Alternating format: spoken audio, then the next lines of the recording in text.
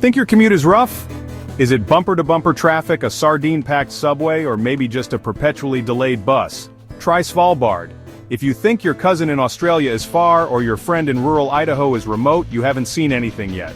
We're talking about a whole different level of getting away from it all. Svalbard is so far north, even Santa looks south and shivers. He probably vacations there just to warm up a little. It's not just up there, it's up there, practically next door to the North Pole. You could probably wave to the polar bears from your window. If you're in New York, a flight to LA is nothing compared to getting to Longyearbyen, Svalbard's main town. Just reaching it is an adventure in itself. It's the kind of place that makes you wonder if mapmakers just gave up and drew a dot thinking, no one's actually going there, right? It's so far off the beaten path, it's practically inventing its own path. Svalbard is closer to the North Pole than to Oslo, Norway's capital. Think about that for a second. When locals say they're going south for the winter, they mean mainland Norway, which for them is basically the tropics. Palm trees and beaches, relatively speaking. GPS might just quit on you up here. You're on your own, buddy. Good luck with the polar bears, because they're definitely not lost. Isolation is real. The next town? Hundreds of miles of glacier and wildlife away. Hope you packed snacks. This isn't your average countryside escape. Forget quaint bed and breakfasts. It's a leap into a landscape that's breathtakingly beautiful, and indifferent to your survival. Nature doesn't care about your Instagram feed, it's the ultimate test of whether you really like your own company, or just tolerate it between social media notifications. Spoiler alert, there's no signal. Here, the only notification you'll get is a blizzard warning. Fun. Svalbard isn't just remote. It redefines remote. It's the place where off the grid goes to get away from it all. If you want to get away from it all, this is the place. Just be prepared for a truly unique experience. Just don't forget your thermal underwear, and maybe a flare gun. You know, just in case.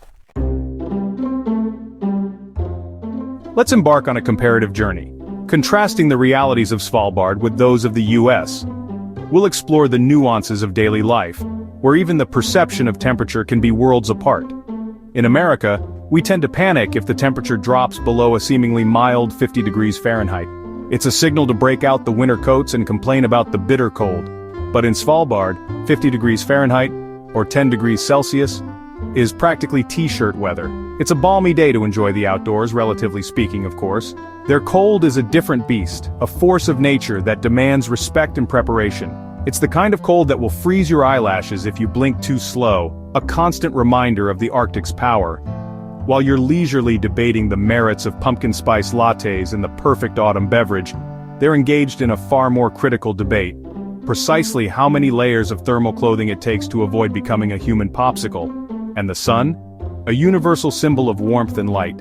In the US, it rises and sets with dependable regularity, like clockwork, dictating our days and nights. But in Svalbard, the sun stages a dramatic disappearing act, vanishing completely for 4 long months, a period known as polar night. Then, as if to compensate for its extended absence, you are rewarded with 4 glorious months of perpetual daylight, the mesmerizing midnight sun. The sun simply refuses to set, circling the horizon in an endless golden dance. Good luck explaining that to your circadian rhythm, the internal clock that governs your sleep-wake cycle. It's a challenge to say the least. Morning routines? In the States, it typically involves coffee, battling traffic, and perhaps catching up on the morning news. In Svalbard, a crucial part of the morning routine involves checking the polar bear forecast before even considering sending your kids off to school. Safety first. Your daily commute might be accomplished by snowmobile, a practical necessity, rather than a fuel-efficient Prius. And you diligently lock your door not to deter nosy neighbors, but to keep out curious Arctic foxes seeking shelter from the elements. America prides itself on convenience, where 2-day shipping is considered almost intolerably slow. In Svalbard, patience isn't just a virtue, it's a fundamental element of survival. Simply getting your hands on fresh fruit is often a logistical miracle, a testament to the challenges of supplying a remote Arctic community. Forget sprawling malls and endless choices. Options are limited and resources are precious. Life is stripped down to the bare essentials, dictated by the unforgiving realities of the Arctic environment. It's less about indulging in what you desire and far more about adapting to what the environment graciously allows. It's a profoundly humbling experience, and let's be honest, really, really cold. Svalbard life is fundamentally about adapting to the challenges, not indulging in complaints about them. you quickly learn to deeply appreciate the simple fundamental basics of life. And you never, ever take the life-giving warmth and light of the sun for granted, not even for a single moment, or the simple pleasure of a warm cup of coffee on a frigid day, or the sheer joy of experiencing a day where the temperature climbs just above freezing. That's Svalbard, a land of extremes, resilience, and a profound appreciation for the simple things in life. The sun situation in Svalbard, a land far north, is unlike anywhere else on Earth, is wild. It's a place where the sun dictates the rhythm of life in the most extreme ways. First, the midnight sun, 4 months of continuous daylight, no sunset, just endless brightness. It's a surreal experience. Imagine trying to sleep at 2 a.m. when it looks like noon. Blackout curtains are your best friend. They are essential for sanity. Kids play outside at midnight because, why not? It's as bright as midday. Picnics at midnight become the norm. Your sense of time, completely wrecked. Forget what you know about day and night. It's like living in a casino, but instead of losing money, you lose your internal clock. The days blend together, then comes the polar night, 4 months of complete darkness, a stark contrast to the summer months. The sun just vanishes, no sunrise, no sunset, just endless night. The stars become your new sun. You wake up, go to work, eat dinner, and go to bed, all in darkness. It's a test of endurance. It's not just gloomy, it's a psychological marathon. It challenges you in ways you never imagined. People use light therapy lamps, take vitamin D, and cling to any routine they can. Structure becomes your lifeline. You start to crave sunlight like it's chocolate.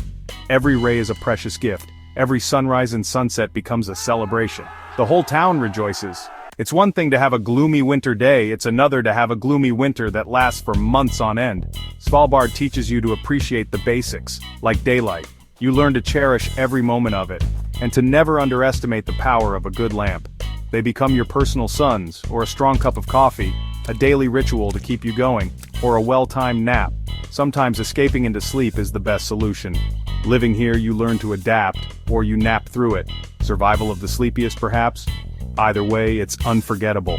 A truly unique experience that will stay with you forever. Svalbard's rules are next level. Leave Longyearbyen, you're required to carry a rifle, not for burglars but for polar bears. It's normal to see people, even students, slinging rifles like handbags. Polar bears are the real top of the food chain here. There are signs at the edge of town. Beyond this point, polar bears. Not exactly a warm welcome. Another odd rule, it's illegal to die in Svalbard. The permafrost keeps bodies from decomposing, so the terminally ill are sent to the mainland. Morbid but practical. Snowmobiles outnumber cars. In winter, which is most of the year, they're essential transportation. There are snowmobile parking lots outside the supermarket. Grocery run? Hop on your ski-doo. It's like Mad Max but with more snow and fewer warlords. The rules of the road? Just a bit chillier. Life here is about survival, not convenience. You adapt or you freeze. And you always check for polar bears. Svalbard isn't just cold, it's wild. The rules keep you alive. And maybe a little bit on edge. But that's part of the adventure. Just don't forget your rifle. Or your sense of humor. Fun in Svalbard is different. No malls, no Disneyland, no endless nightlife. The shopping district is a practical corner, not a fashion runway. Outdoor fun means hiking, skiing, snowmobiling, dog sledding, and chasing the northern lights. Indoors, the community comes alive. Pubs, events, and lectures are the social glue. Getting dressed for outside is a workout. 7 layers, boots, gloves, goggles. By the time you're ready, you're exhausted. The main goal? Don't get frostbite. Fun here is about experience, not consumption. And a good heating system is the real MVP. How do you eat in Svalbard? No local farms. Everything's shipped or flown in from Norway. Every apple, every carton of milk, every bag of chips has to survive a long, icy journey. Groceries are expensive and selection is limited. You get what you get and you learn to be creative. Svalbard Butikken, the main supermarket, is the town's lifeline. Fresh produce is precious, canned goods are gold. Local food, some hunting and fishing, reindeer, seal, ptarmigan. You adapt, make do, and maybe discover that frozen pizza tastes amazing when it's the only pizza for 1,000 miles. Impulse buying? Not really a thing. Planning is survival. Raising kids in Svalbard? The school in Longyearbyen covers all grades, and snow day means hurricane-force winds, not just a dusting. The curriculum is Norwegian, but with a heavy dose of glacier and polar bear safety. PE might mean building emergency snow caves. Recess at -20? That's character building. Getting to school could mean a snowmobile ride or a brisk walk. Exposed skin not recommended. The school is a community hub, a warm refuge from the Arctic. Teachers here are a special breed, part educator, part survivalist. Education on the edge of the world means resilience is as important as reading.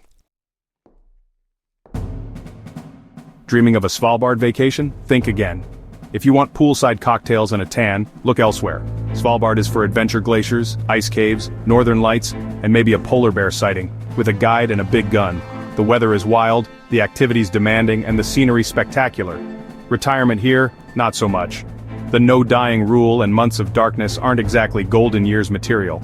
It's a paradise for adventurers, photographers, and scientists, not sunbathers. Svalbard demands respect, preparation, and thermal socks. It's not a place to relax, it's a place to experience. Book your trip but pack extra layers, and then a few more. You'll need them.